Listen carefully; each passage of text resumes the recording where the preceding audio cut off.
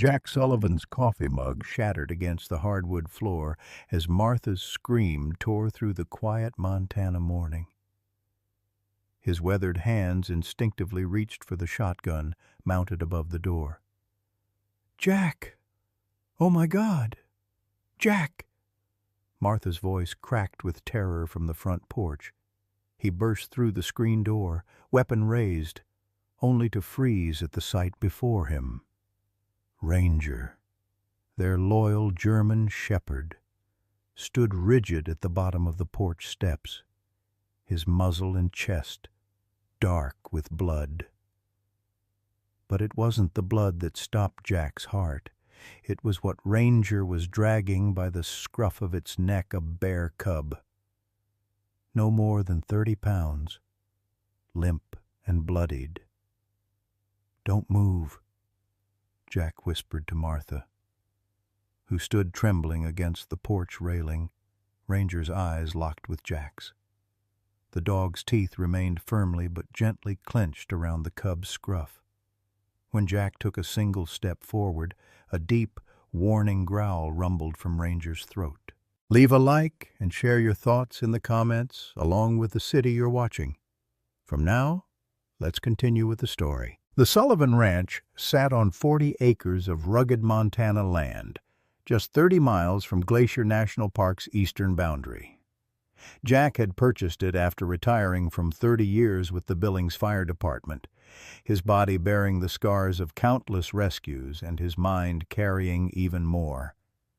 At 58, his once black hair had turned steel gray, but his broad shoulders and steady hands still spoke of strength that belied his age.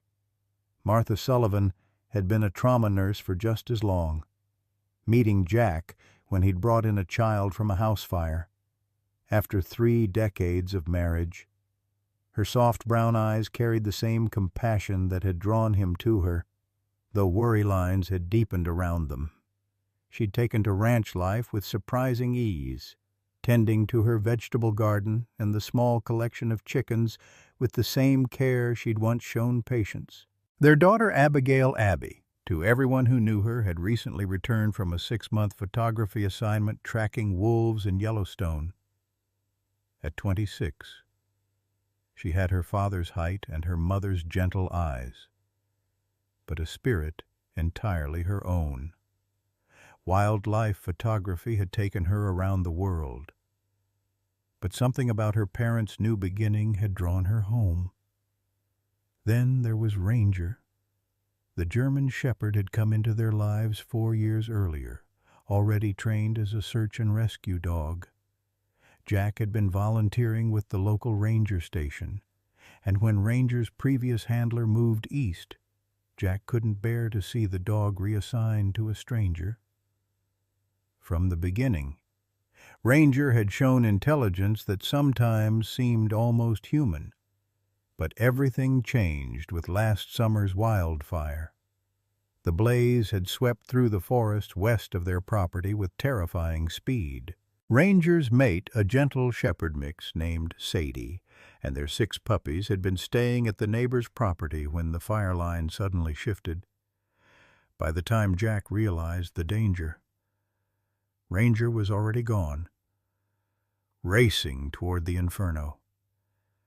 They found him 3 days later, badly burned and barely alive, lying protectively over the charred remains of his family. The vet didn't think he'd survive the night, but something in Ranger refused to surrender to death. Perhaps it was the same fierce protectiveness now evident as he stood guard over the wounded bear cub in their front yard. The wildfire had come with little warning. Jack remembered standing on their porch, watching the distant plume of smoke grow from a wisp to a churning black cloud within hours.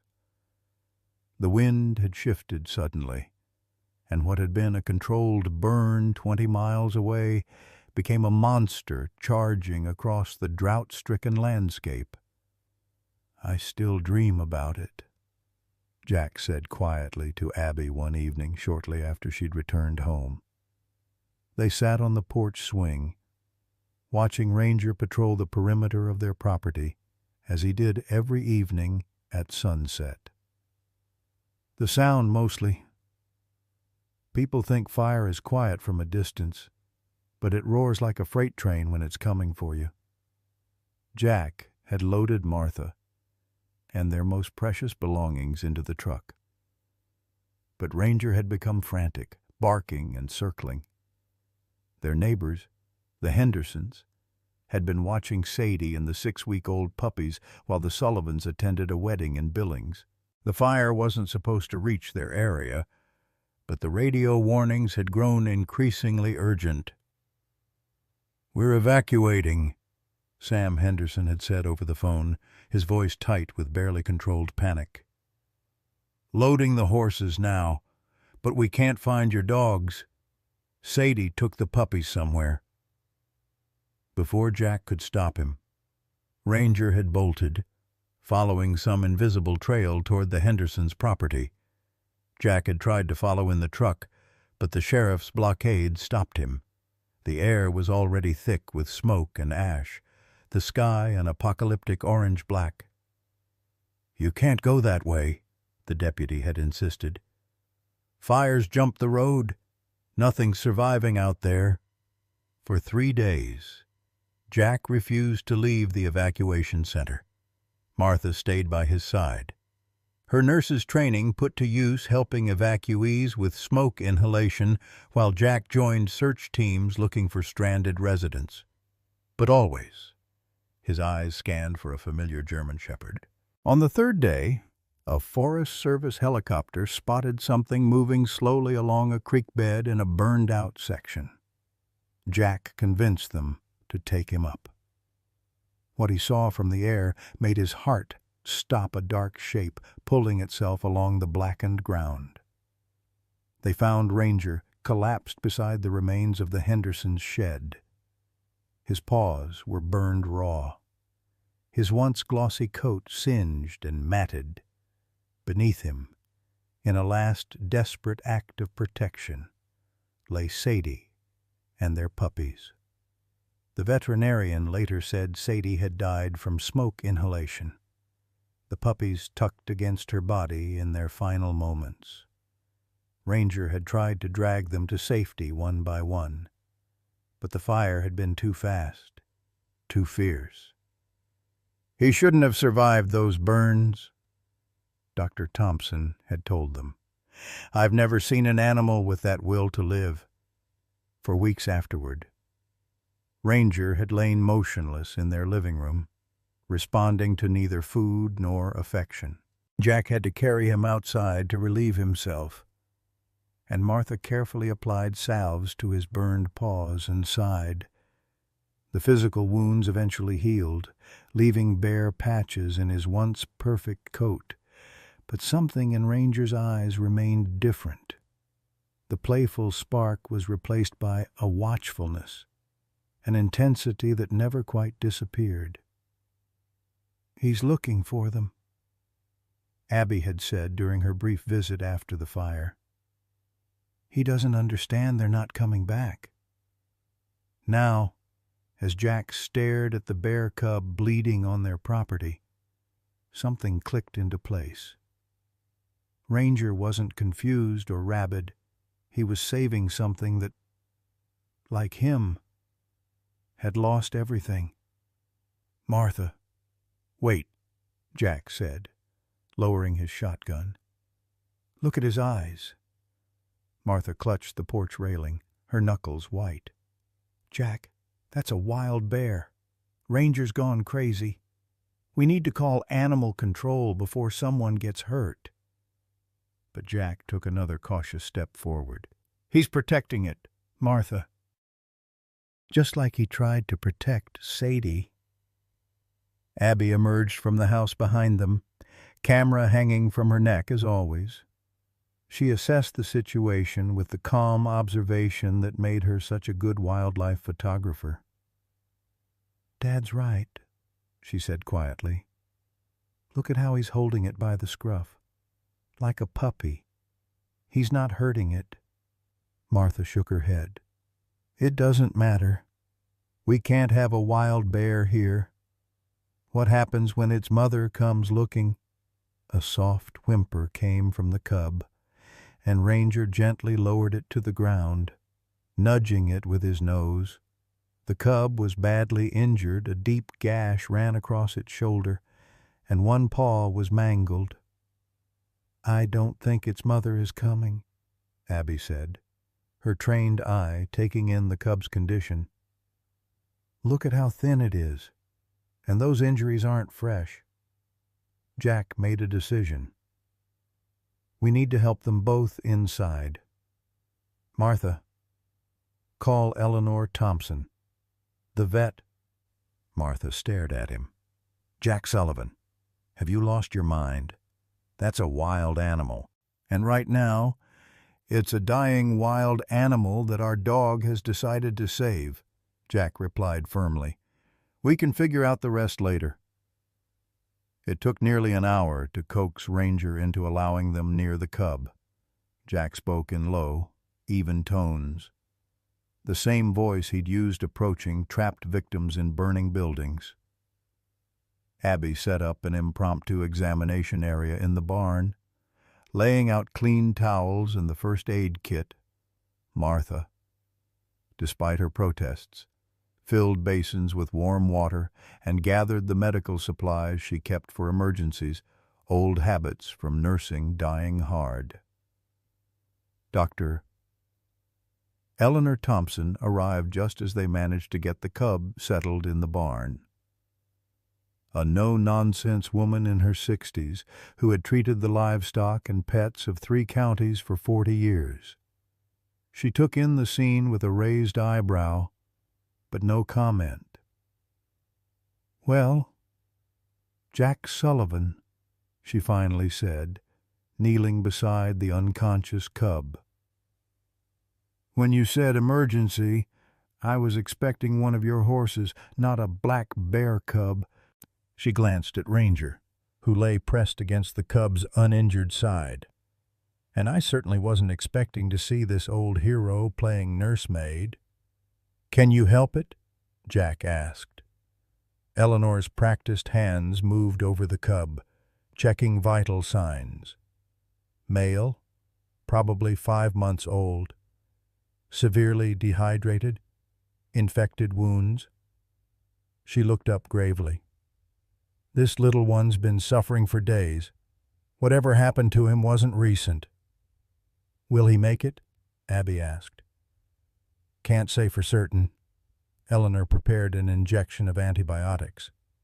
"But I've seen wildlife pull through worse with proper care." She paused, fixing Jack with a stern look. "You know I'm obligated to report this to Fish and Wildlife. Keeping a bear, even an injured one, without proper permits is illegal." Martha stepped forward. "Then report it. But tell them we need 24 hours to stabilize him before they take him away." Her nurse's instincts had overcome her initial fear. "He won't survive transport in this condition." Throughout the examination, Ranger never left the cub's side.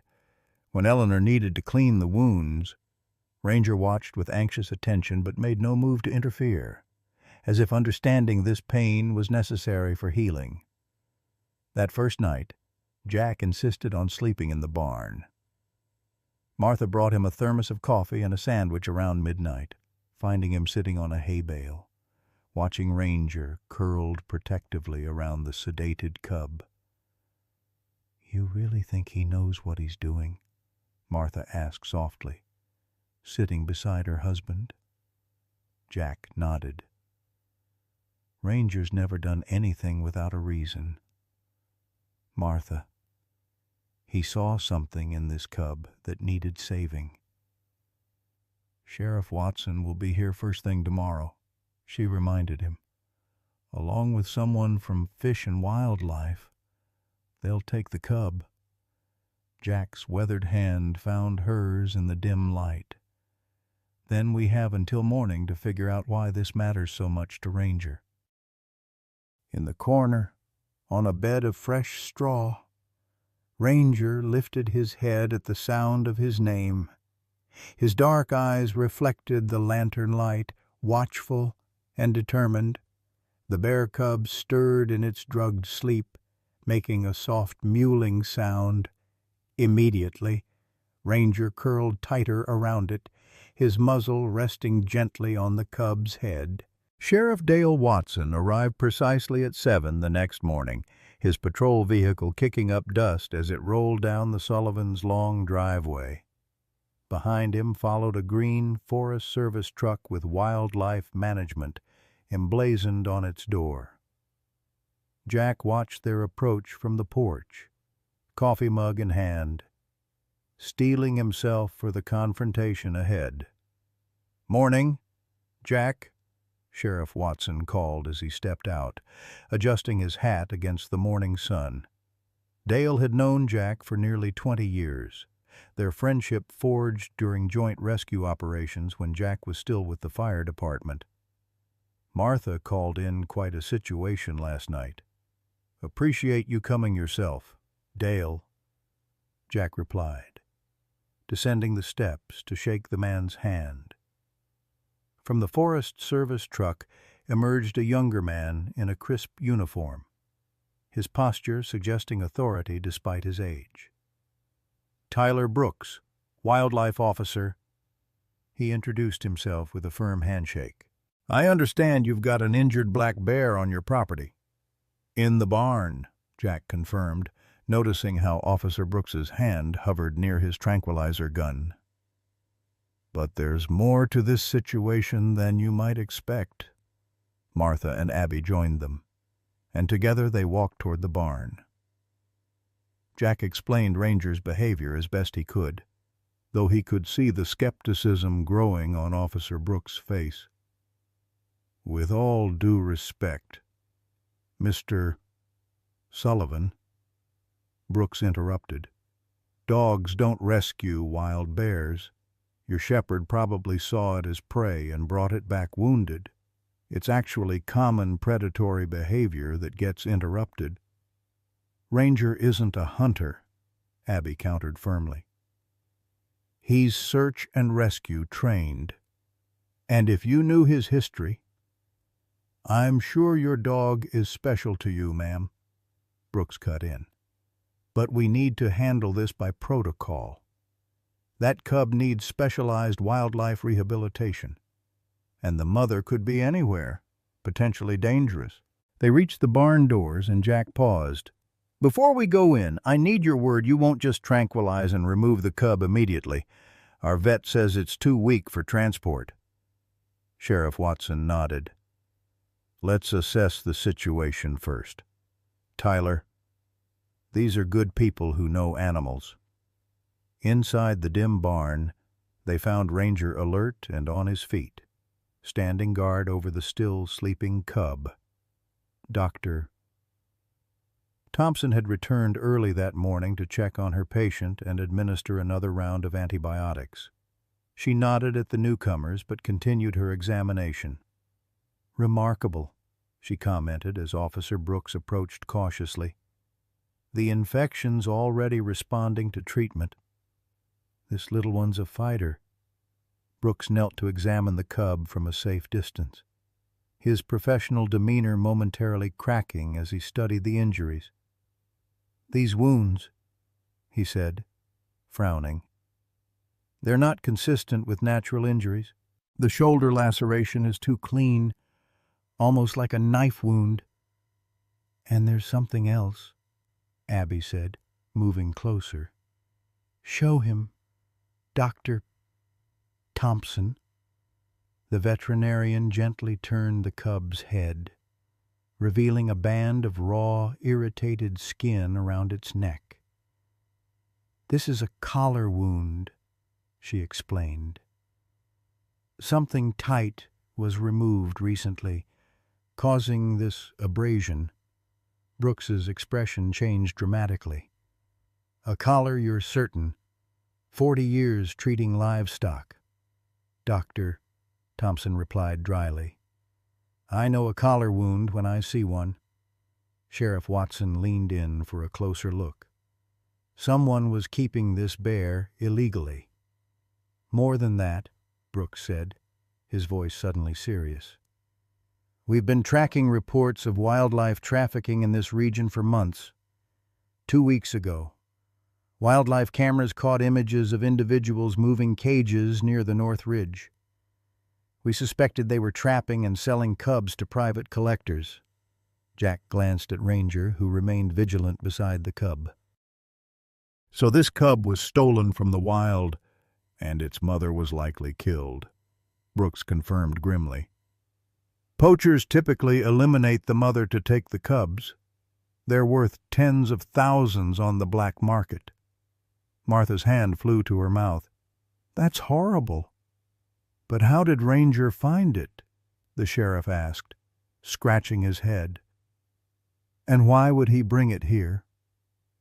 Abby had been quiet, her photographer's eyes taking in the scene, making connections others might miss. Dad, remember how Ranger kept disappearing into the woods the past few weeks, sometimes for hours? Jack nodded slowly.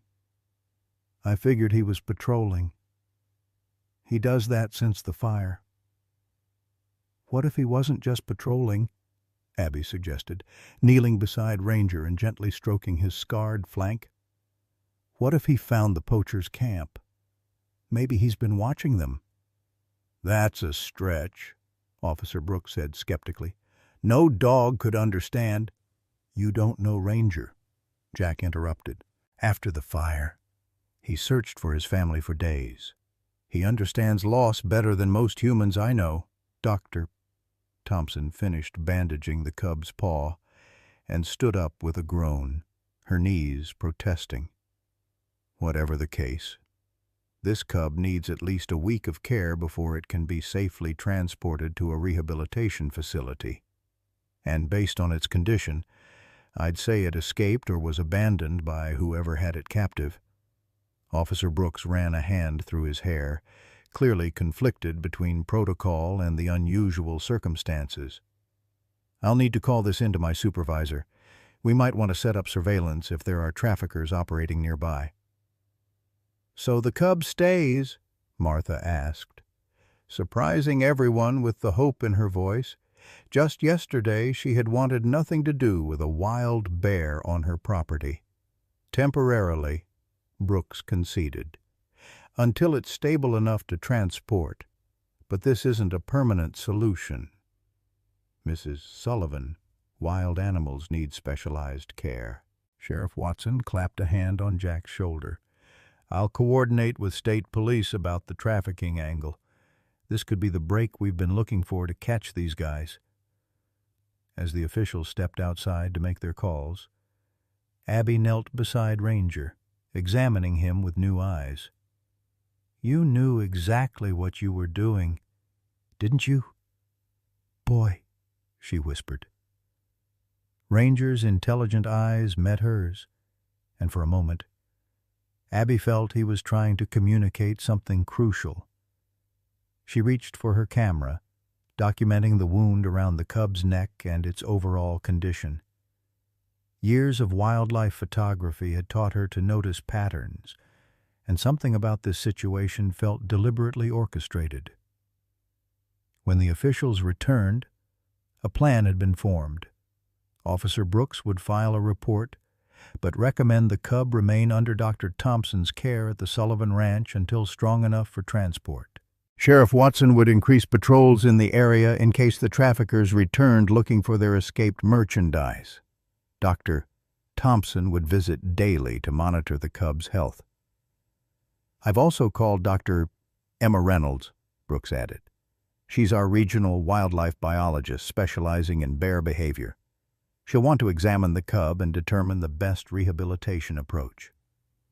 After everyone departed, the Sullivan family gathered around their kitchen table, the events of the morning settling around them like dust after a storm.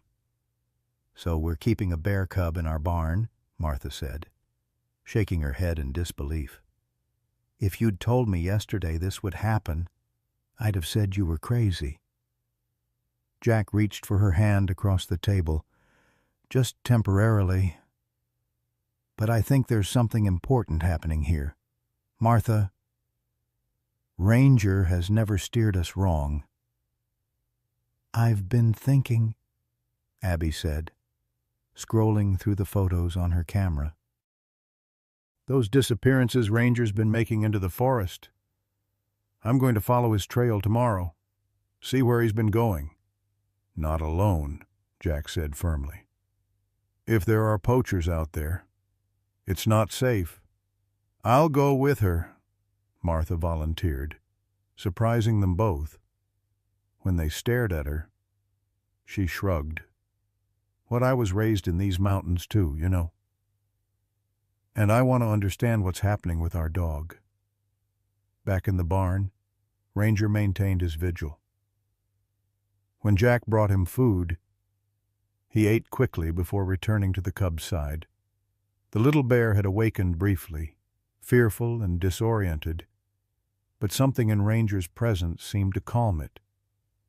By evening, the cub had even accepted water from a bowl Ranger nudged toward it. "Doctor?" Thompson returned for an evening check, marveling at the bond forming between predator and prey.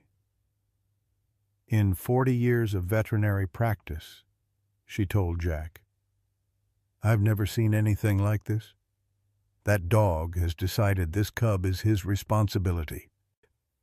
As darkness fell over the ranch, Jack made one last trip to the barn. He found Ranger and the cub curled together in the straw, the dog's body curved protectively around the smaller animal. In sleep, the cub had pressed itself against Ranger's chest, perhaps finding comfort in the steady heartbeat so different from its own.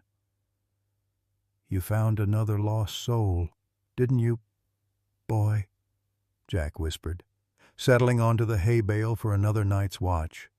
"Someone else who knows what it means to lose everything." Morning brought a gentle rain pattering against the barn roof, filling the air with the sweet smell of wet earth and hay. Jack had dozed off on his makeshift bed of straw bales, awakening to find Ranger nudging his hand. The German shepherd's ears were perked forward, alert, but not alarmed. "What is it, boy?" Jack mumbled, wiping sleep from his eyes. The answer came in the form of a soft huffing sound from the corner. The bear cub was awake, sitting up awkwardly with its bandaged paw held close to its chest, its dark eyes, intelligent and wary, tracked every movement Jack made. "Well, good morning to you too," Jack said softly, remaining still. He'd worked with enough injured animals to know sudden movements could trigger panic. Ranger trotted back to the cub, lying down beside it with a contented sigh. The cub hesitated, then leaned against the dog's warm flank. Jack marveled at the incongruous pair, predator and prey, wild and domestic, finding comfort in each other's presence. Martha arrived carrying a thermos of coffee and a plate of eggs and bacon wrapped in a towel to keep them warm. She paused in the doorway, taking in the scene. "He's looking better," she observed, handing Jack his breakfast. "Less like death warmed over. Seems Ranger's better medicine than anything the vet could prescribe," Jack replied, accepting the food gratefully.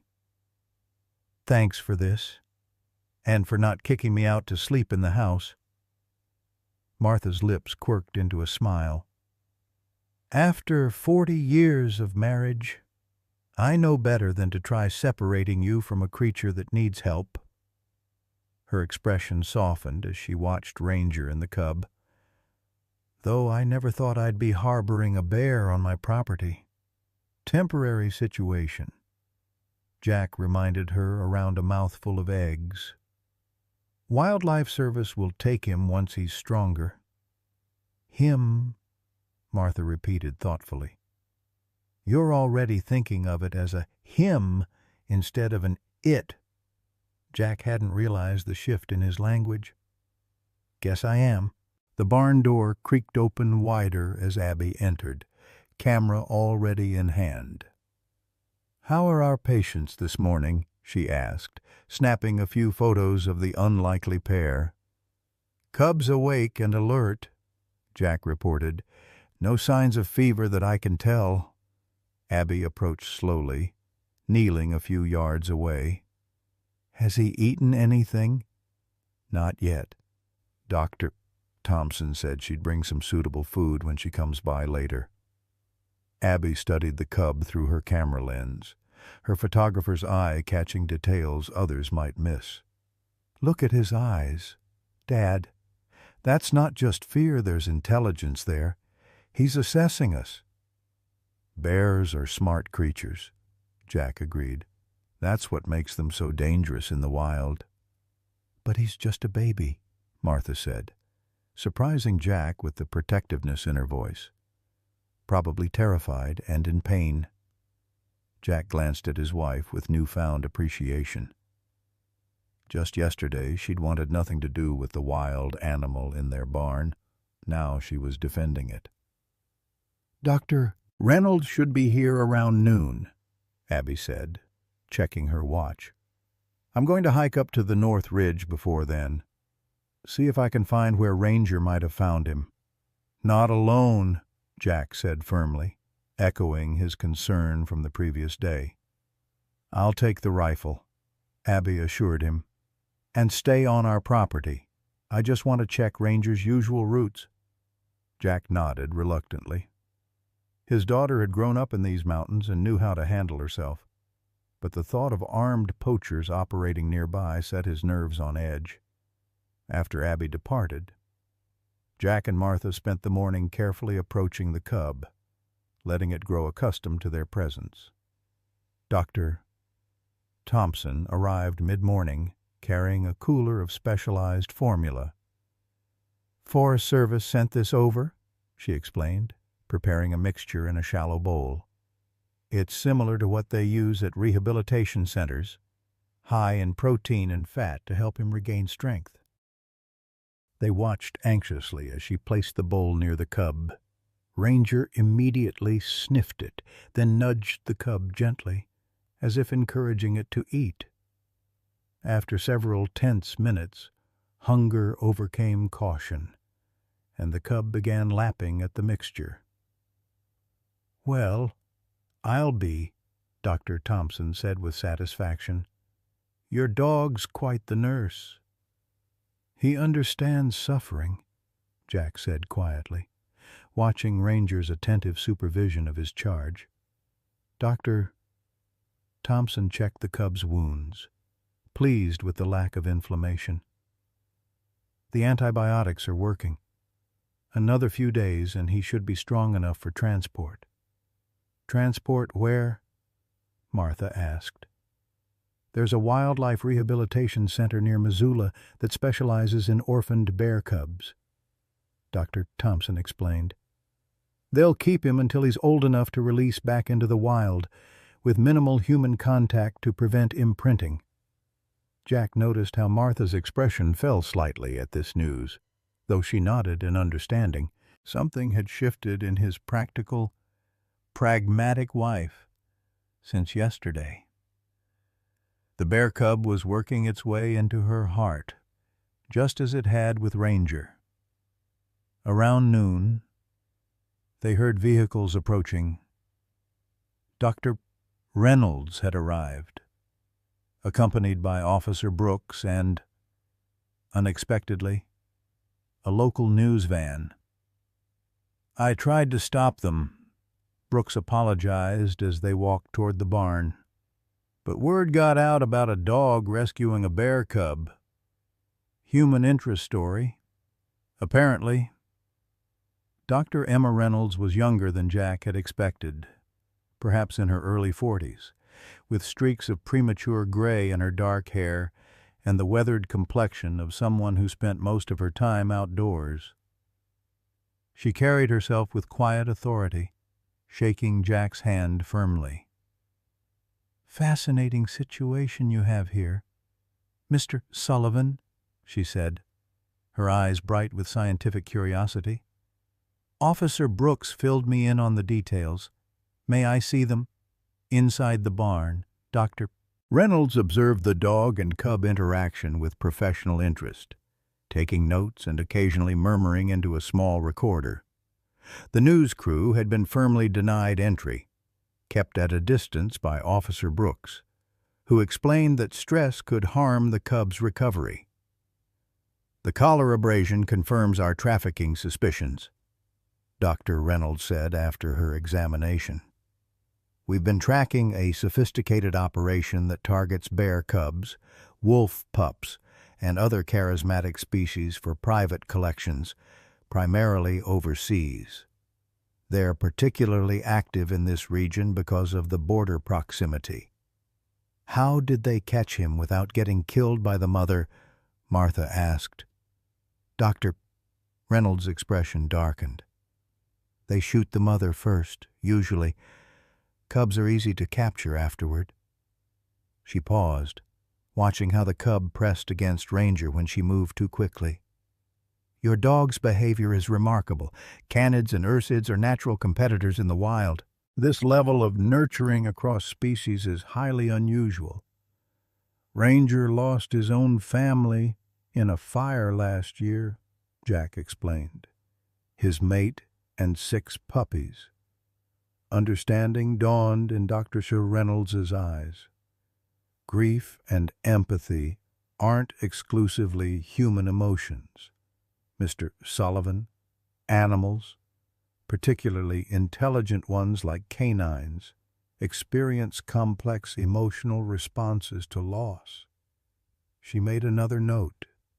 This could explain the attachment. He recognizes another orphan.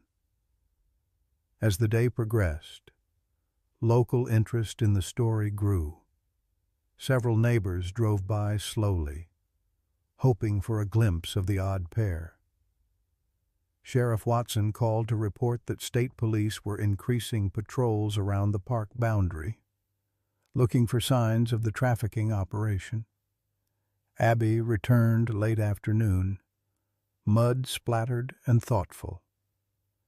After changing her clothes, she joined the family at the kitchen table, spreading out a map of their property and the adjacent national forest.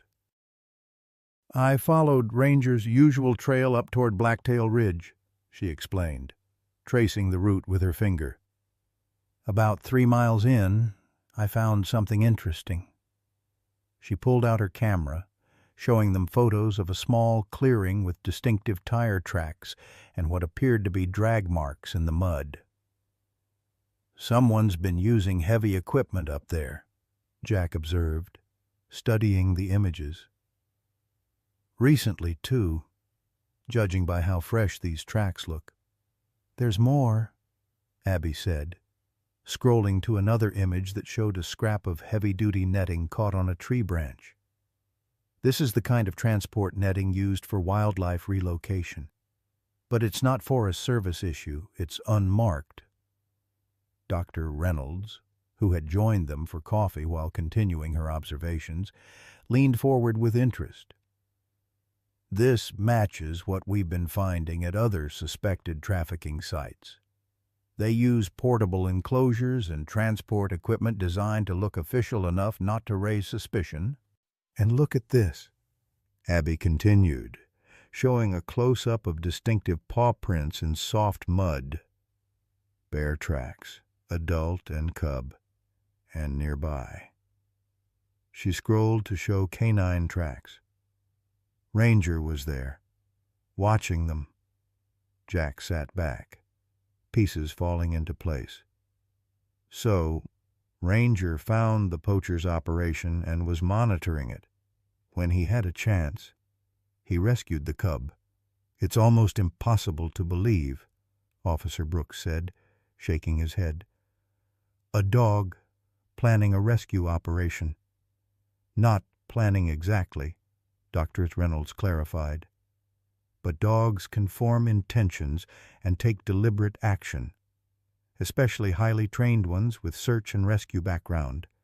He may have recognized a situation similar to his own trauma and acted on instinct enhanced by his training. Martha, who had been listening quietly, suddenly spoke up. "So, what happens now? To the cub? I mean—" Dr. Reynolds sipped her coffee before answering.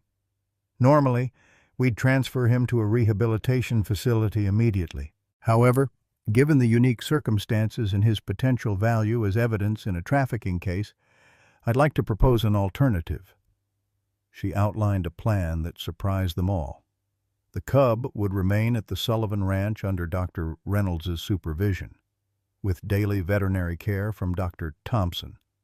Once healthy enough, they would attempt to determine if the cub could lead them back to the trafficking site, potentially helping authorities locate and shut down the operation. "You want to use him as bait?" Martha asked, concerned.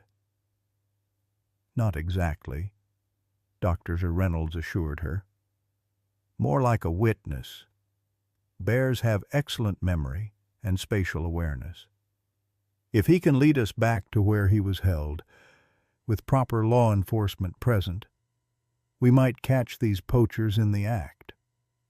The plan required approval from her superiors, but by evening, permissions had been granted. The Sullivan Ranch would temporarily become an extension of the Wildlife Rehabilitation Program, with Dr. Reynolds making daily visits to monitor the cub's progress and behavior. That night, after the officials had left and the property quieted, Martha surprised Jack by joining him for the night watch in the barn. "Thought you hated sleeping anywhere but a proper bed," Jack teased as she arranged a more comfortable sleeping area with blankets and pillows from the house. "I've slept in worse places," she reminded him. During their early years of marriage, Martha had occasionally joined Jack at the firehouse for overnight shifts. "Besides, I want to understand what you see in them." They sat together in comfortable silence, watching Ranger and the cub. Dr. Thompson had administered evening medications, and both animals were drowsy but alert, the cub's head resting on Ranger's outstretched paw. "You know what this reminds me of?" Martha said softly. "When Abby was little and would crawl into bed with us during thunderstorms. That same trust that someone bigger will keep the scary things away?" Jack nodded, understanding exactly what she meant. "Never thought I'd see Ranger connect with another creature again after what happened. He withdrew so much after the fire."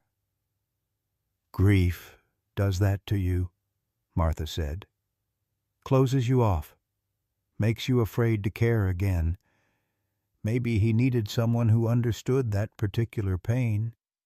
"Like recognizes like," Jack agreed. As darkness settled fully over the barn, the rain returned, drumming steadily on the roof. The rhythmic sound lulled them toward sleep. But Jack remained wakeful, watching the unlikely pair across the dim space. The cub had fully relaxed now, its small body rising and falling with deep, healing sleep. Ranger's eyes occasionally opened, checking the barn entrance before settling back to his vigil. "We should give him a name," Martha murmured, half asleep against Jack's shoulder. "Can't just keep calling him the cub." "Thought you were against getting attached," Jack reminded her gently. "Too late for that," she admitted. "Might as well acknowledge it." Morning brought Dr. Reynolds back to the ranch. Along with unexpected news, a hiker had discovered what appeared to be an abandoned campsite near the park boundary, complete with specialized animal transport equipment. Rangers were investigating, but whoever had been using the site had cleared out recently, perhaps, when they realized one of their prizes had escaped. "They'll be looking for the cub," Officer Brooks warned during his midday check-in. "These operations involve significant investment. Each animal represents thousands of dollars." This sobering news cast a shadow over the day's progress. The cub, whom Martha had tentatively named Scout after watching his curious exploration of the barn, was improving rapidly. He had begun eating regularly and allowing Dr. Thompson to treat his wounds without sedation, though he still startled at sudden movements and loud noises. Most remarkable was his relationship with Ranger. The German shepherd had appointed himself guardian, teacher, and companion.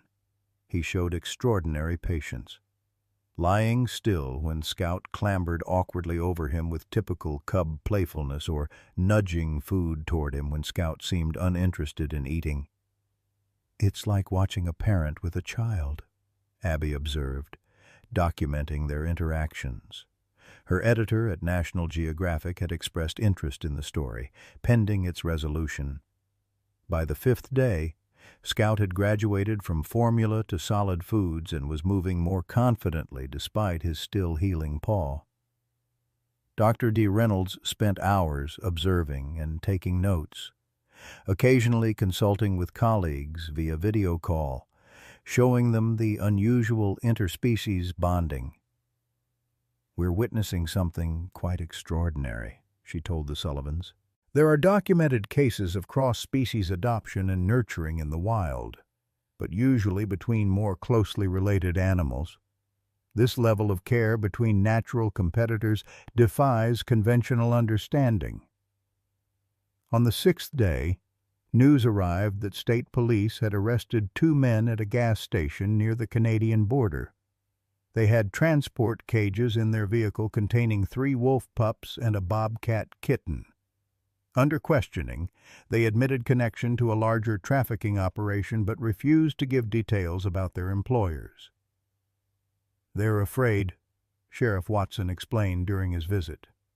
"These wildlife trafficking rings are run by dangerous people. The street value of exotic animals rivals narcotics in some markets." That evening, as they ate dinner on the porch, watching the sunset paint the mountains gold and crimson, Jack noticed how much their routine had changed to accommodate their unusual guests. Ranger now divided his time between the house and barn, checking on Scout regularly but also maintaining his protective watch over the family. Scout had grown comfortable enough with their presence that Martha could sit nearby while he ate, though he still maintained a cautious distance from humans. "Dr. Reynolds says he's almost strong enough for the next phase," Jack mentioned, passing Martha a bowl of mashed potatoes. "They want to see if he can lead them back to the trafficking site." "Is that safe?" Abby asked. "For Scout. I mean, they'll have armed officers present," Jack assured her, "and Ranger seems determined not to let the cub out of his sight." Martha had been uncharacteristically quiet throughout dinner. Finally, she set down her fork with deliberate care. "I've been thinking," she said slowly, "about what happens after all this is over." Jack and Abby exchanged glances, recognizing the tone Martha used when she'd made up her mind about something important. "The rehabilitation center will take good care of him," Abby said gently. "It's the best place for a wild bear to learn how to be wild again." "Unless there's an alternative," Martha countered. "Dr. Reynolds mentioned some private sanctuaries work with law enforcement on rehabilitation. Some even allow the animals to remain where they formed significant attachments, under proper supervision." Jack stared at his wife in astonishment. "Martha Sullivan, are you suggesting we keep a black bear on our property?" "Not keep," she corrected primly. "Host, temporarily, under scientific supervision, for Ranger's sake. Jack couldn't help the laugh that escaped him. For Ranger's sake. A week ago you wanted animal control to take him away immediately. Martha's cheeks flushed. People can change their minds when presented with new information. Jack Sullivan, and you've always said I'm a sucker for a patient who needs extra care. Before Jack could respond, Ranger's sharp bark cut through the evening air. The German shepherd stood at attention at the edge of the porch, ears forward, hackles raised his warning posture. Jack was on his feet instantly, reaching for the rifle they'd kept close since Scout's arrival. "What is it?" "Boy," Ranger barked again, facing the tree line at the property's edge. As the family strained to see through the gathering dusk, a flash of movement caught their attention. A dark figure slipping between the trees, too deliberate to be wildlife. "Inside," Jack ordered quietly. "Call Dale. Someone's watching the property." The night wrapped around the Sullivan Ranch like a dark cloak, the only illumination coming from the sliver of moon partially obscured by clouds. Jack crouched by the living room window, rifle across his knees, watching the property through night vision binoculars borrowed from Officer Brooks the previous day. Martha sat at the kitchen table, her nurse's bag open before her old habits from emergency room days, preparing for any possibility. "Anything," she whispered. Jack shook his head. "Nothing moving out there now. But Ranger doesn't bark at shadows." Sheriff Watson had responded immediately to their call, promising to send a deputy within 20 minutes.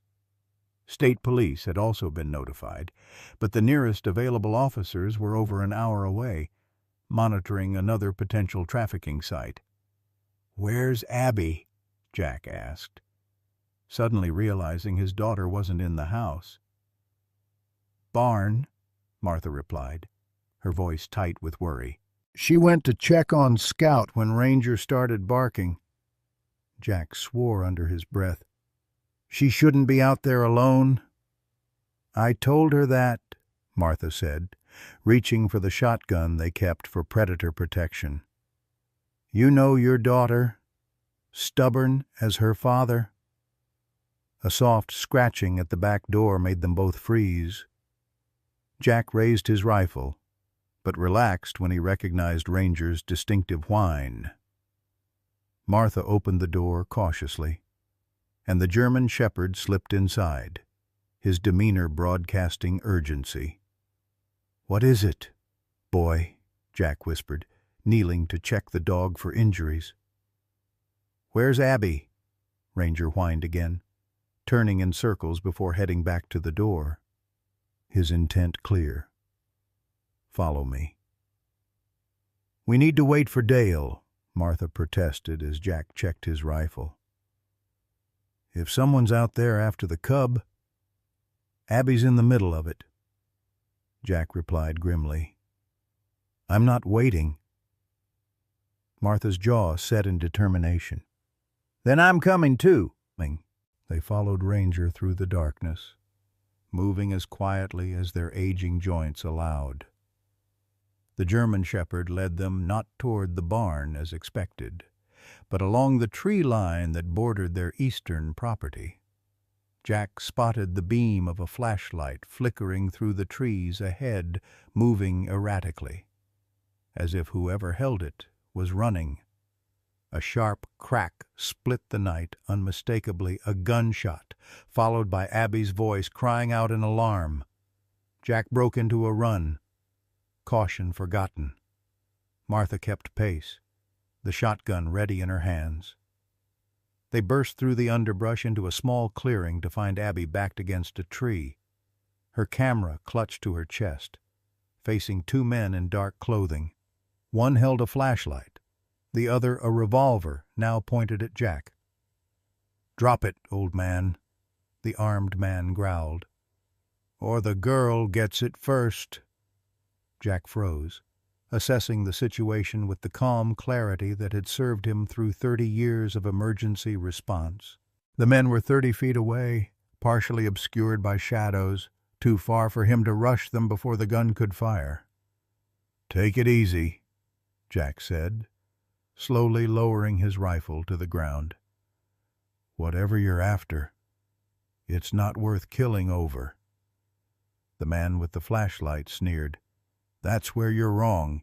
That bear cub is worth 50 grand to the right buyer, and you've got something that belongs to our employer."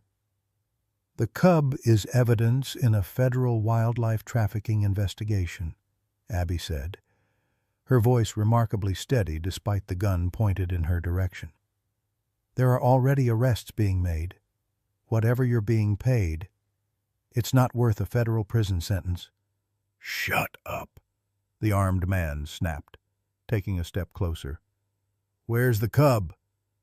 A low growl emerged from the darkness behind the men Ranger had circled around while their attention was fixed on the Sullivans, before either man could react. The German shepherd launched himself at the gunman, a blur of fur and fury.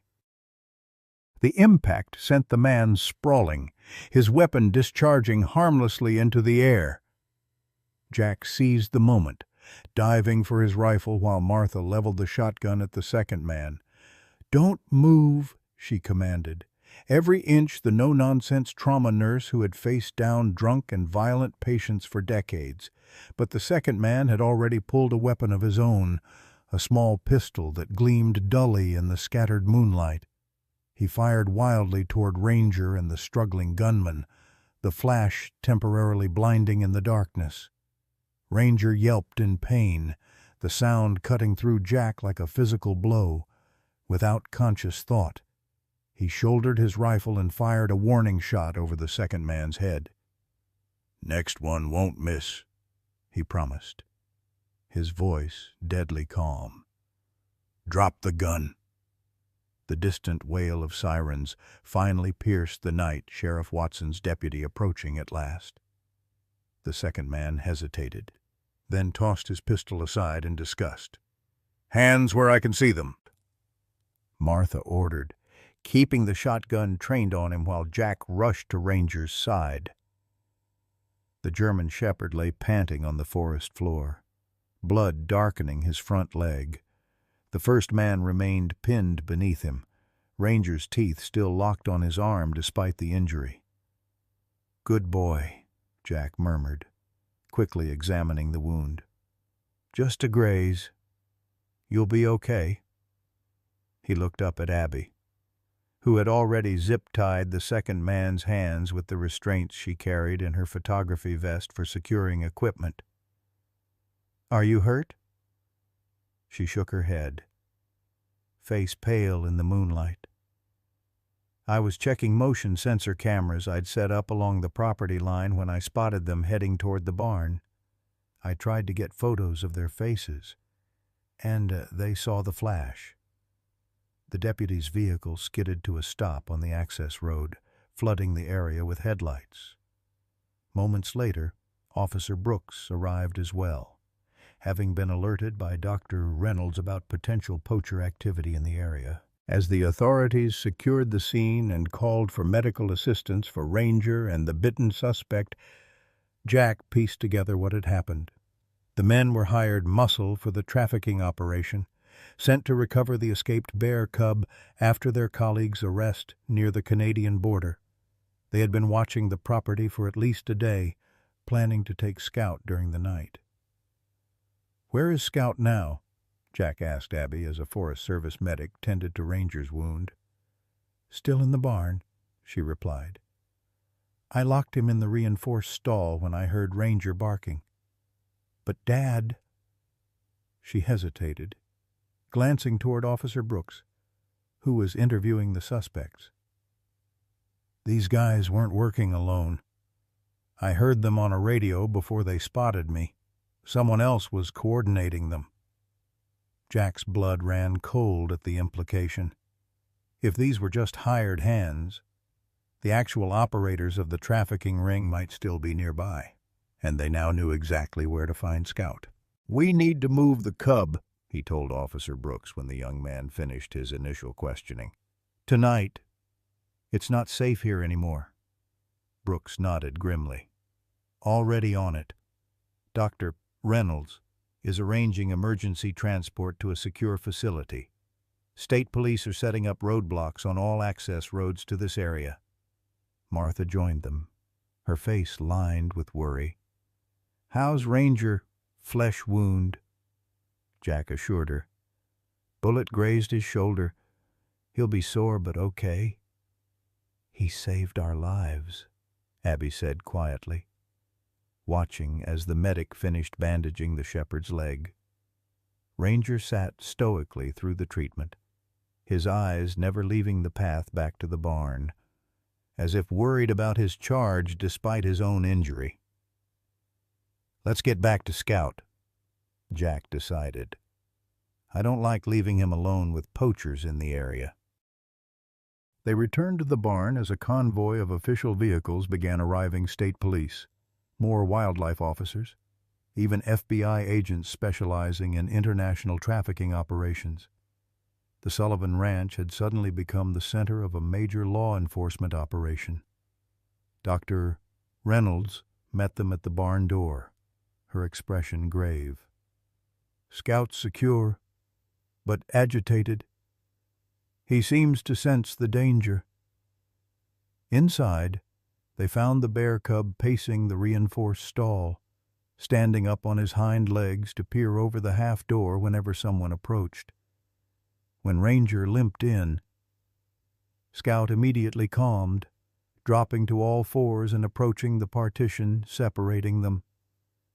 "Even injured, he's still trying to protect him," Dr. Reynolds observed, watching as Ranger pressed himself against the stall door, allowing Scout to sniff his fur through the gap.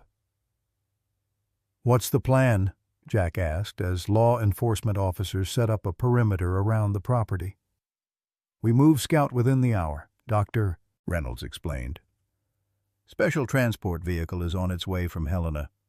We'll relocate him to a secure rehabilitation facility that works with wildlife trafficking cases."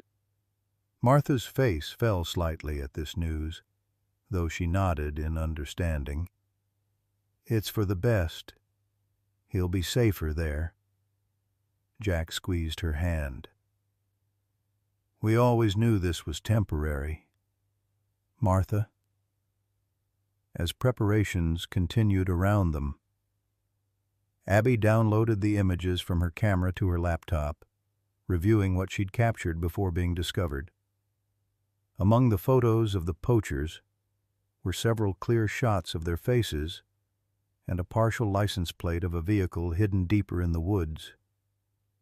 They must have parked off the Forest Service road and hiked in, she told the FBI agent reviewing her evidence. "There's a third person they were communicating with, someone they called Doc. Likely the veterinarian who helps them keep the animals alive during transport," the agent replied, examining the images closely.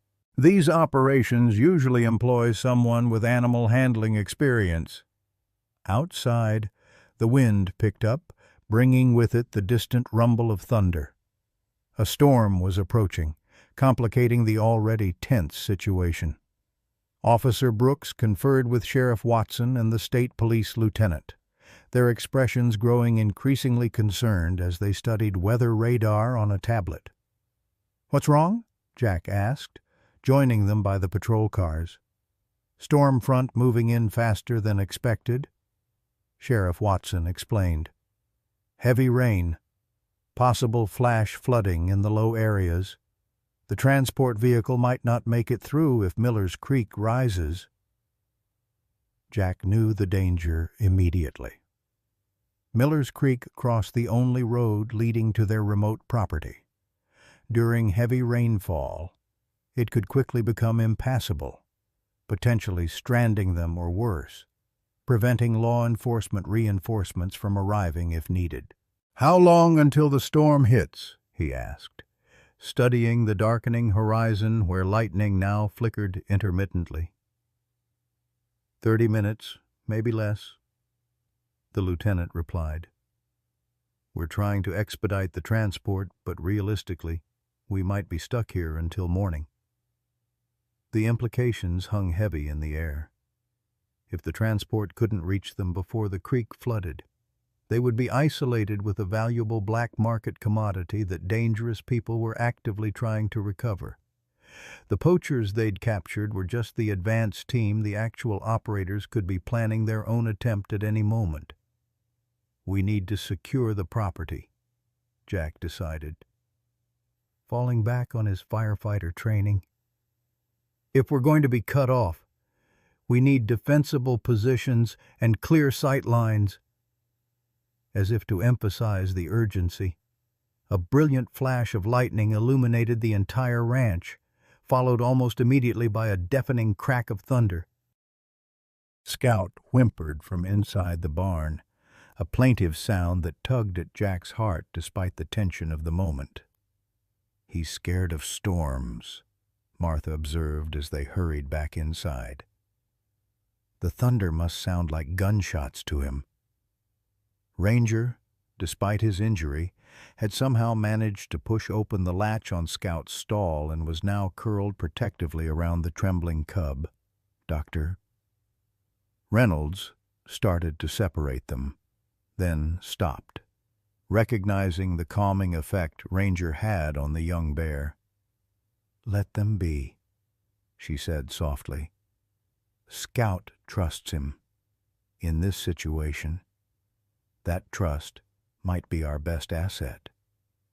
The first heavy raindrops began to fall as law enforcement established a perimeter around the property. Officers with night vision equipment positioned themselves at strategic points, while others helped the Sullivans secure doors and windows. The transport vehicle was still 40 minutes away, now racing against both the storm and the rising creek waters. Inside the barn, Jack checked his rifle one last time before settling on a hay bale near the door. Martha had insisted on staying with Ranger and Scout, her nursing instincts kicking in as she monitored the dog's wound for signs of bleeding. Abby positioned herself at the small loft window with her camera, using its powerful zoom lens to scan the tree line. "Someone's out there," she whispered suddenly, adjusting her focus. "At the edge of the north pasture. 2. No. 3 figures." Jack relayed the information to the officers outside through the radio they'd provided. Lightning flashed again, briefly illuminating the entire property in stark white light, followed by darkness deeper than before as the power flickered and died. "They're coming for Scout," Jack said grimly as the backup generator hummed to life, providing minimal emergency lighting. "And they're using the storm as cover." The storm unleashed its full fury upon the Sullivan Ranch. Rain hammered against the barn roof like thousands of tiny fists, while wind rattled the weathered boards and whistled through every crack. Inside, the emergency generator provided just enough light to cast long, shifting shadows across the walls, making the familiar space seem alien and threatening. Jack crouched by the barn door, peering through a narrow gap while keeping his body shielded. The law enforcement perimeter had tightened around the main buildings, officers barely visible in their rain gear as they maintained positions behind vehicles and outbuildings. Radio chatter had grown sparse, conserving batteries and maintaining noise discipline as they waited for the approaching threat. "Any movement," Martha whispered from her position beside Ranger and Scout. The unlikely pair remained huddled together in the stall, the bear cub trembling with each thunderclap while Ranger maintained his protective posture despite his bandaged shoulder. "Nothing clear," Jack answered, wiping condensation from the window. "This rain's a perfect cover for them." Dr. Reynolds checked her satellite phone again, her face illuminated briefly by its blue glow. "Transport is stopped at Miller's Creek.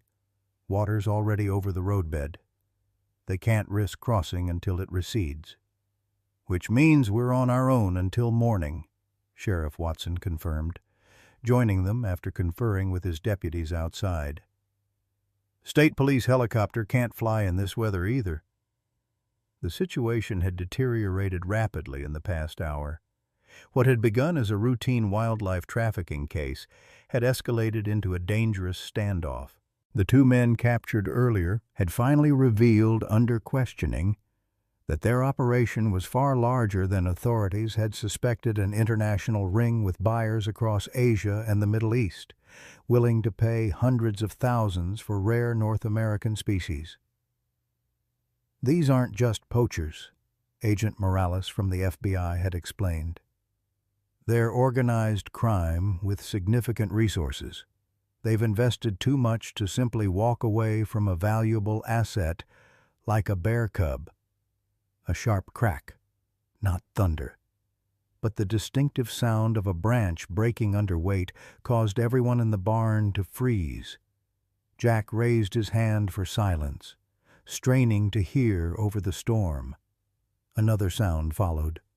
Closer this time, metal against metal, like a gate latch being carefully manipulated. "North side," he mouthed to Sheriff Watson, who immediately relayed the information through his radio. Outside, flashlight beams cut through the rain as officers adjusted positions, converging on the threat. Abby's urgent whisper came from the loft above. "Dad's southeast corner, too. They're surrounding us." Ranger growled low in his throat, rising stiffly to his feet despite his injury. Scout pressed closer to him, sensing the danger through his protector's behavior. The German shepherd's hackles stood rigid along his spine, his focus locked on the barn's rear door. A sudden, blinding flash illuminated the entire property as a floodlight activated outside, not lightning, but tactical equipment deployed by the state police. Shouts erupted, followed by the sharp reports of gunfire exchanging between officers and unseen assailants. "Everyone down," Sheriff Watson commanded, drawing his service weapon as he moved to secure the barn's main entrance. Martha pulled Scout deeper into the stall, shielding the cub with her body while Dr. Reynolds crouched beside them, medical bag clutched to her chest. Jack and Agent Morales took positions flanking the doors, weapons ready. The rear door of the barn burst open with a splintering crash. Two figures in dark rain gear surged inside, the leader brandishing a tranquilizer gun, while his companion carried what looked like a folding transport cage. They faltered momentarily at the sight of armed resistance, clearly having expected to find the barn more lightly defended. "Federal agents, drop your weapons," Agent Morales shouted, her FBI windbreaker visible in the emergency lighting. Instead of complying, the intruders dove for cover behind stacked hay bales. The one with the tranquilizer fired wildly toward the stall where Scout was hidden, the dart embedding itself in the wooden partition with a solid thunk. Jack returned fire, aiming carefully to avoid hitting the propane tanks stored along the far wall. The lead intruder cursed as splinters from the hay bale showered his position. "We just want the bear," he shouted. "It's not worth dying over." "That's what I've been telling you," Jack called back, ducking as a second dart whistled past his ear. Ranger barked furiously from the stall, the sound changing abruptly to a yelp of pain. Jack risked a glance back to see the dog struggling to stand, one of his legs giving way beneath him, the injury worse than they'd initially thought. Another crash came from the front of the barn as the main doors burst open. Sheriff Watson fired twice before being forced back by return fire. "Two more coming in the front," he shouted. In the chaos that followed, Jack lost track of individual movements. Gunfire exchanged in staccato bursts, punctuated by shouts and the storm's continued assault outside. He was vaguely aware of Martha shielding Scout, of Abby calling directions from her elevated position in the loft. Of Ranger's continued growling despite his weakened state. A sudden cry of pain drew Jack's attention to Sheriff Watson, who slumped against the wall, clutching his arm. Blood seeped between his fingers, his face contorted in a grimace. "Dale," Martha called, her nurse's instincts overriding fear as she started toward him. "Stay down," Jack ordered, firing again to keep the intruders pinned while Agent Morales worked her way toward the wounded sheriff. Through the open doors, Jack could see more officers converging on the barn, but they were being held at bay by at least 2 more attackers positioned outside.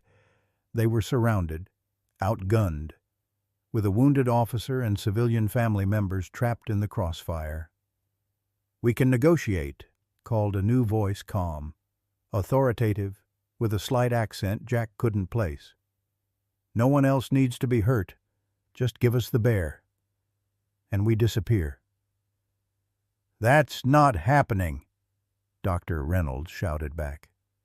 "This animal is evidence in a federal investigation." A bullet splintered the wood beside her head, silencing further argument. Jack met Agent Morales' eyes across the barn, a silent communication passing between them. They were running out of options. The transport team was stranded by floodwaters. Reinforcements were pinned down outside, and Sheriff Watson needed medical attention. If the standoff continued, someone would die. A soft whimper drew Jack's attention back to the stall. Scout had managed to push past Martha's protective embrace and was now standing beside Ranger, who had collapsed onto his side, breathing heavily. The bear cub nuzzled at the dog's face, making distressed huffing sounds. Something in the sight the injured protector. The frightened but loyal cub crystallized Jack's resolve. "I'm coming out to talk," he called suddenly, meeting Martha's alarmed gaze with a reassuring nod. "Hold your fire." "Jack?" "No," Martha hissed, but he had already made his decision. "Cover me," he murmured to Agent Morales, who reluctantly nodded. Keeping his rifle pointed upward, Jack stepped into the central aisle of the barn. "Let's be reasonable here," he called to the hidden intruders. "You're surrounded by law enforcement. Even if you get the cub, you'll never make it out of the county." The calm voice responded from the shadows. "Mr. Sullivan, I presume your concern is admirable but unnecessary. My clients simply want what belongs to them." "A wild bear doesn't belong to anyone," Jack countered, trying to locate the speaker. A figure emerged partially from behind a tractor stored at the rear of the barn, a tall, thin man in expensive-looking rain gear, incongruously pristine despite the mud and chaos surrounding him. His silver hair and beard were neatly trimmed, his bearing almost aristocratic.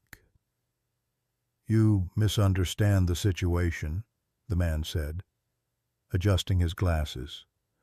"That particular cub is worth over $200,000 to the right collector. It's one of the last of a specific genetic line we've been cultivating." Dr. Reynolds gasped audibly from her position. "Selective breeding. You've been capturing and breeding bears illegally." The man's smile was cold. "The market demands exclusivity.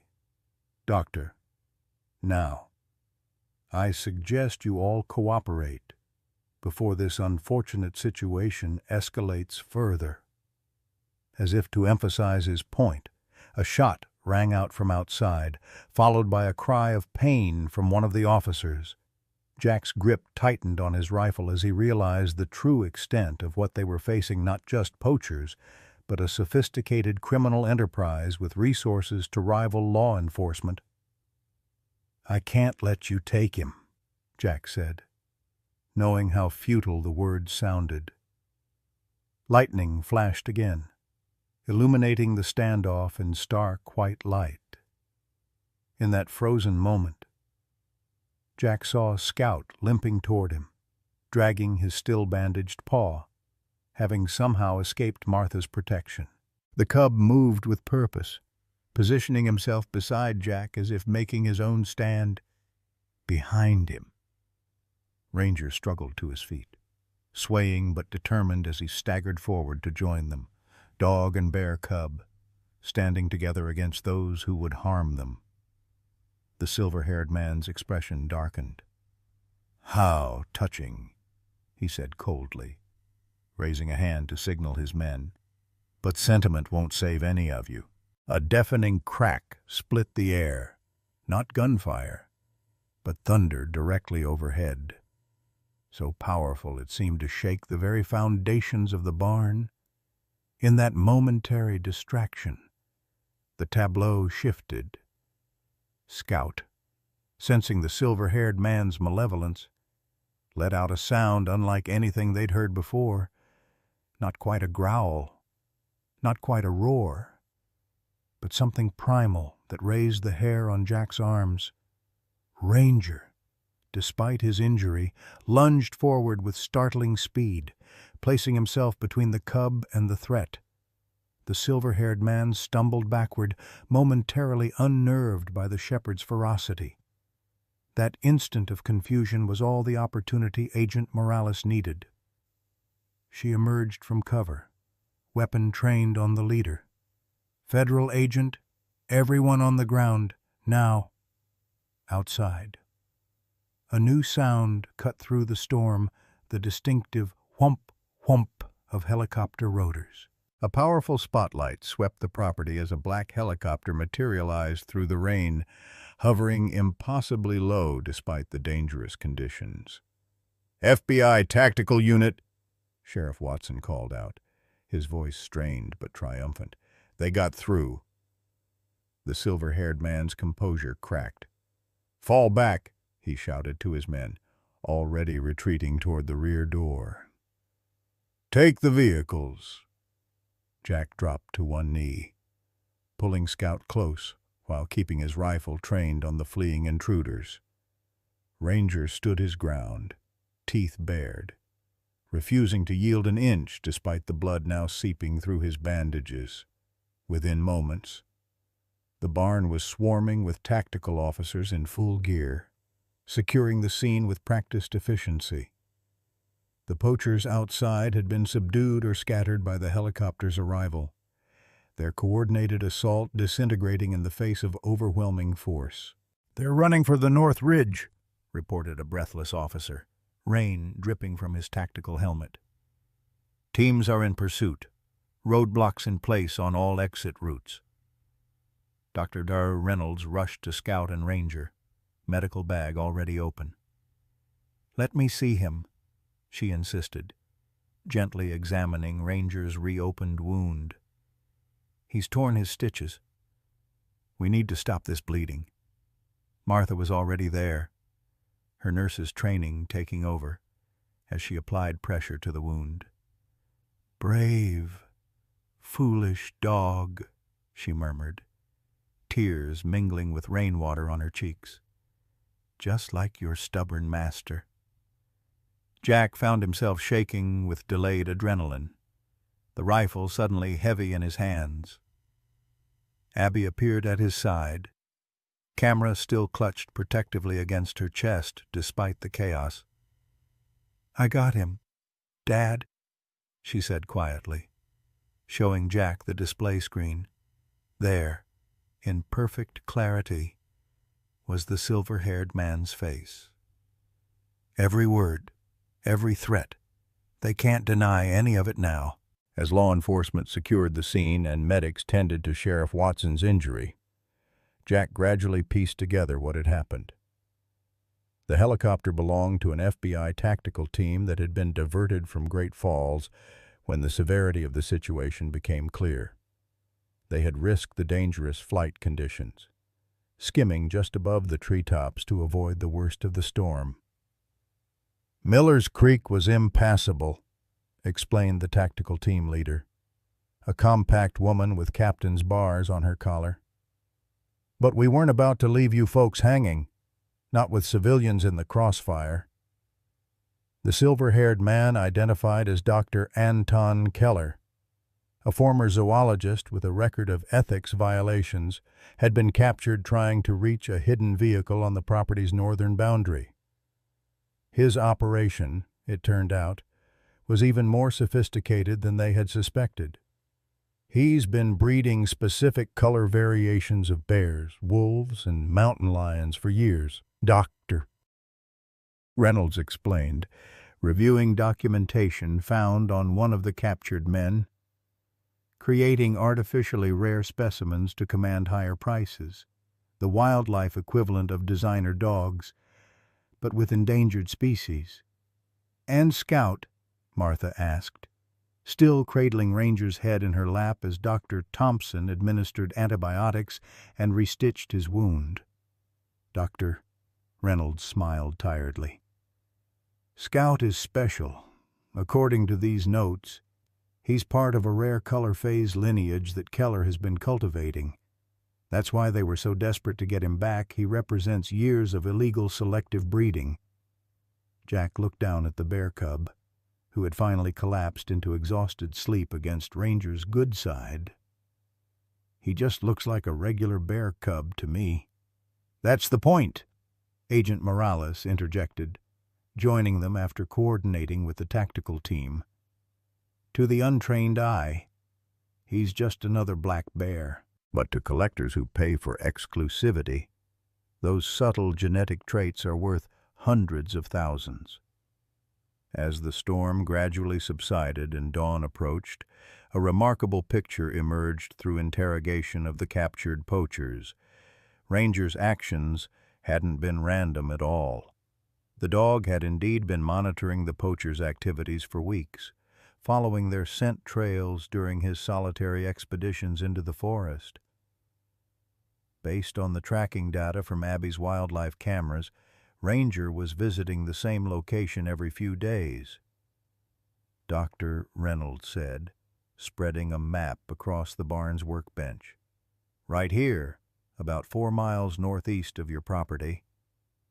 Jack studied the location. "That's near the old fire lookout tower. Been abandoned for years."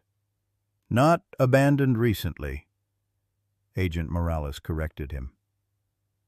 "According to our suspects, they've been using it as a temporary holding facility. Scout was kept there with several other animals before being moved to their main operation." "Mensch." "So when Ranger brought Scout home," Abby began, connecting the dots. "He had deliberately rescued him." Dr. Reynolds finished, shaking her head in amazement. "He must have observed the site long enough to recognize a pattern, then took advantage when security was minimal during a transfer operation." The revelation of Ranger's calculated rescue left everyone stunned. The German Shepherd had not only recognized an animal in distress, but had formulated and executed a rescue plan that even trained law enforcement hadn't managed to accomplish. "I always knew he was smart," Jack said, stroking Ranger's head gently. "But this extraordinary cognitive ability," Dr. Reynolds murmured, making notes. "Combined with his search and rescue training and his own trauma history, it's unprecedented behavior, even for highly intelligent canines." By mid-morning, the storm had passed, leaving behind a washed-clean landscape glittering in the sunlight. The creek levels began to recede, allowing the specialized wildlife transport to finally reach the property. Sheriff Watson had been evacuated to the hospital, his injury painful but not life-threatening. The FBI had taken custody of Dr. Keller and his associates, along with volumes of evidence documenting years of wildlife trafficking. As preparations were made to transfer Scout to the secure rehabilitation facility, Jack found Martha sitting quietly beside the sleeping bear cub, her hand resting lightly on his fur. "Time to say goodbye," he said gently, kneeling beside her. Martha nodded, her eyes suspiciously bright. "I know. It's for the best." Dr. Reynolds approached, clipboard in hand. "Actually, there's been a development I wanted to discuss with you both." She sat on a hay bale across from them, her expression thoughtful. "Given the unique circumstances both Scout's value as evidence and his unprecedented bond with Ranger, my superiors have authorized an unorthodox arrangement." She outlined a proposal that left Jack and Martha speechless. Instead of transferring Scout to the distant rehabilitation facility, the Sullivan Ranch would be temporarily designated as an extension of the Wildlife Rehabilitation Program. Scout would remain under their care, with Dr. Reynolds making regular visits to monitor his progress and development. "The FBI wants to keep Scout close anyway, as he's key evidence in their case against Keller's operation," she explained. "And separating him from Ranger at this point could be traumatic for both animals." "You mean he can stay?" Martha asked, hardly daring to believe it. "With strict protocols in place."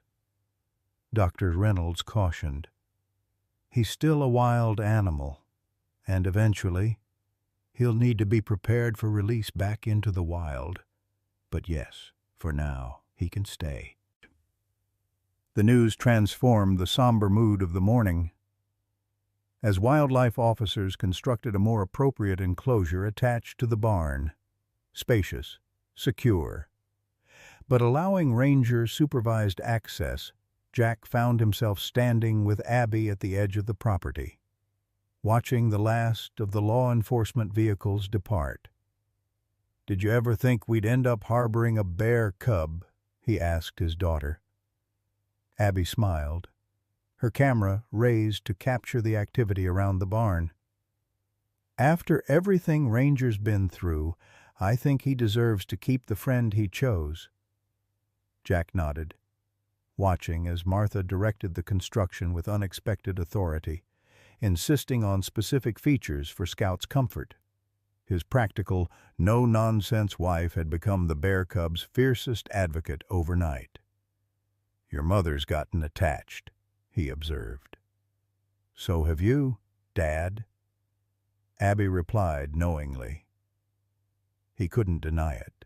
Somewhere between Ranger's desperate rescue and the violent confrontation, the Sullivan family had committed themselves to this unlikely cause: a traumatized dog and an orphaned bear cub, both survivors against impossible odds.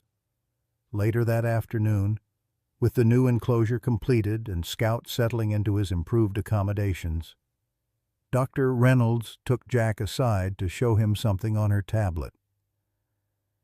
"This is the tracking data from the wildlife cameras Abby set up," she explained, displaying a map with various points marked in red. "According to time stamps, Ranger began visiting the poachers' locations almost immediately after they established operations in the area." "Almost like he knew what they were doing," Jack said, studying the methodical pattern of the dog's movements.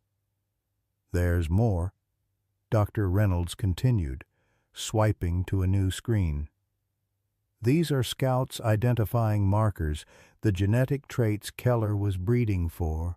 She pointed to specific notations. "The interesting thing is, these physical characteristics match exactly with another bear from Keller's records, an adult female killed 3 months ago during a capture operation." Jack looked up sharply. "Scout's mother," Dr. Reynolds nodded solemnly. "Based on age and markers, almost certainly. Ranger didn't just rescue any bear cub. Jack, somehow, He found the orphaned offspring of a mother who was killed just like his own family. Jack stared through the barn door, where Ranger lay sleeping peacefully beside Scout's enclosure, the bear cub as close to him as the barrier allowed.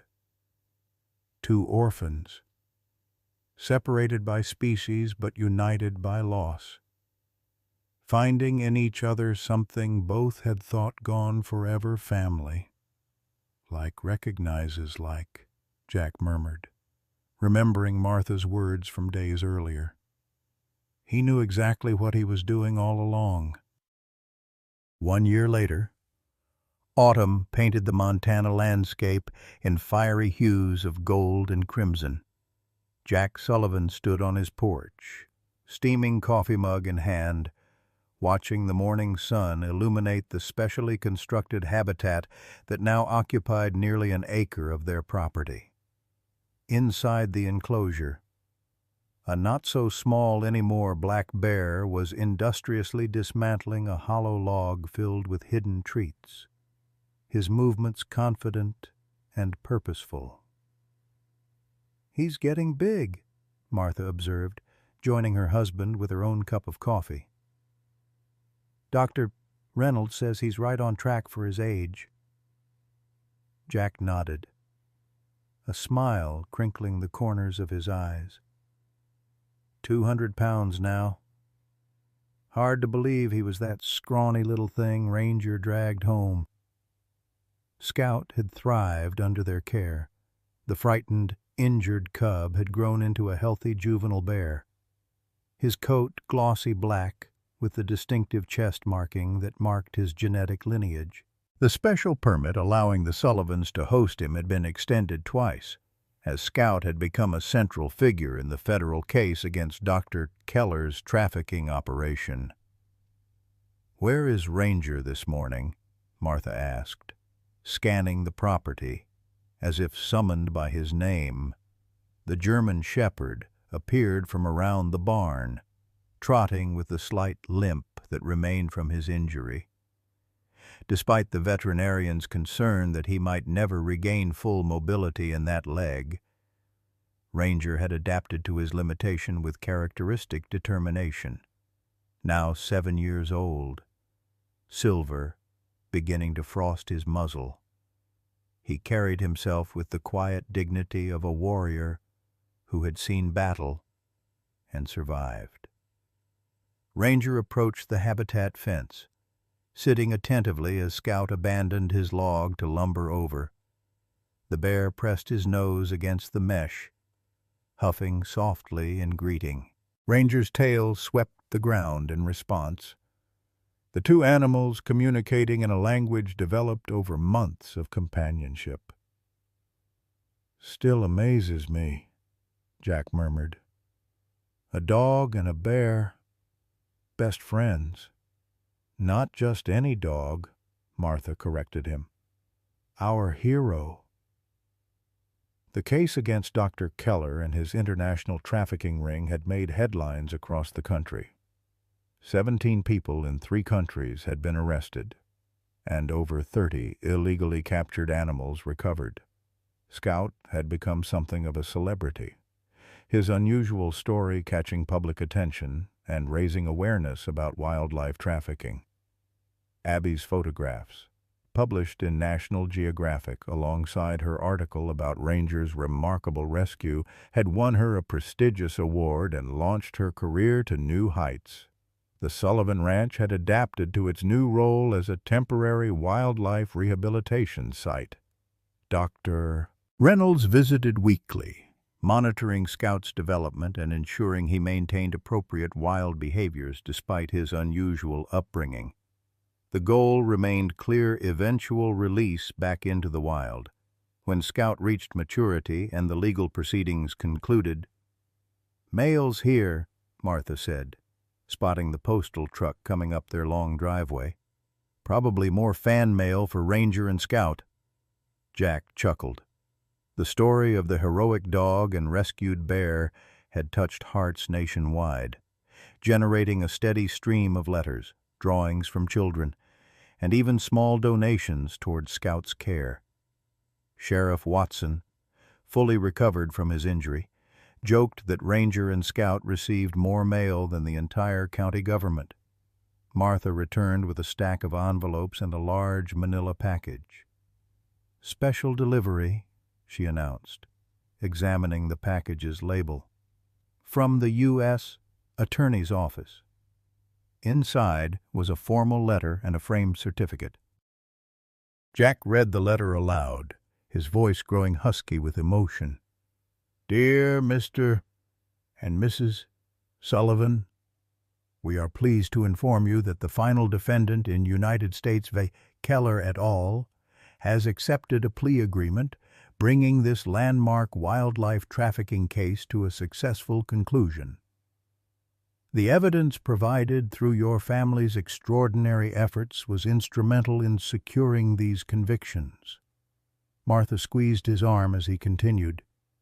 "In recognition of Ranger's unprecedented actions that initiated this investigation, the Department of Justice and U.S. Fish and Wildlife Service have created a special commendation, enclosed herewith. Additionally, we are pleased to inform you that funds seized from the criminal enterprise will be allocated to establish the Ranger Sullivan Wildlife Protection Fund, supporting anti-trafficking efforts nationwide." "They named a fund after our dog," Martha whispered, tears welling in her eyes as Jack showed her the certificate with Ranger's name emblazoned across it in official government calligraphy. "He deserves it," Jack said simply. "More than most humans I know." The conclusion of the case brought a bittersweet reality into focus, with the legal proceedings complete. The time was approaching when Scout would need to transition to a more traditional rehabilitation facility to prepare him for eventual release. Dr. Reynolds had identified a remote sanctuary in northern Montana where Scout could gradually be introduced to a more natural environment while minimizing human contact. That evening, as dusk settled over the ranch, the Sullivan family gathered on their expanded porch overlooking Scout's habitat. Abby had flown in from her latest assignment in Alaska, and even Sheriff Watson had joined them, bringing his famous apple pie as a contribution to the impromptu reunion. "So it's decided, then?"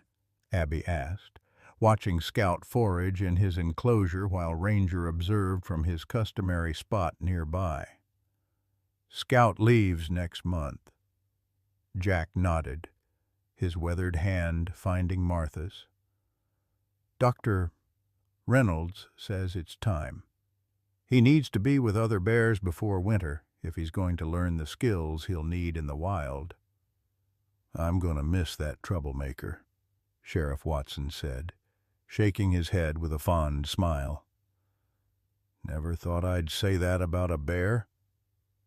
"He'll have a good life," Martha said softly. "That's what matters. Because of Ranger, he has a chance at the life he was meant to have." They fell silent, watching as Scout stood on his hind legs, pressing a paw against the mesh that separated him from Ranger. The German shepherd rose, approaching the barrier and gently placing his muzzle against Scout's paw. Something passed between them, an understanding, a connection that transcended their natural differences. "You know what this reminds me of?" Jack said finally. "After the fire, when we thought Ranger might not make it, Doc Thompson said he didn't understand why Ranger was fighting so hard to stay alive when he'd lost everything. And now we know," Abby finished, her photographer's eye capturing the moment on her camera. "He hadn't finished his work yet. He had another soul to save." As night fell completely, stars appearing in brilliant profusion above the Montana mountains, Jack reflected on the extraordinary journey that had begun with Ranger dragging a wounded bear cub onto their porch. Through danger, struggle, and healing, they had all been transformed, not just Scout and Ranger, but the entire Sullivan family. They say everything happens for a reason, Martha mused, echoing his thoughts. Maybe Ranger lost his family so he could recognize Scout's loss. Maybe some pain exists so we can understand each other's suffering. And maybe, Jack added, watching Ranger finally settle down to sleep, keeping faithful watch over his unlikely friend even now. The most unlikely connections are the ones that save us all. The story of Ranger and Scout would continue beyond their time together in the Wildlife Protection Fund bearing Ranger's name, in Abby's powerful photographs, in the laws strengthened by Dr. Keller's prosecution. But for Jack Sullivan, the most important legacy was simply the knowledge that compassion could cross every boundary, that healing was possible after the deepest loss, and that sometimes the truest understanding came from those who couldn't speak a word. Folks, remember when life was simpler? When we understood what mattered without all the noise. Ranger's story takes me back to those days.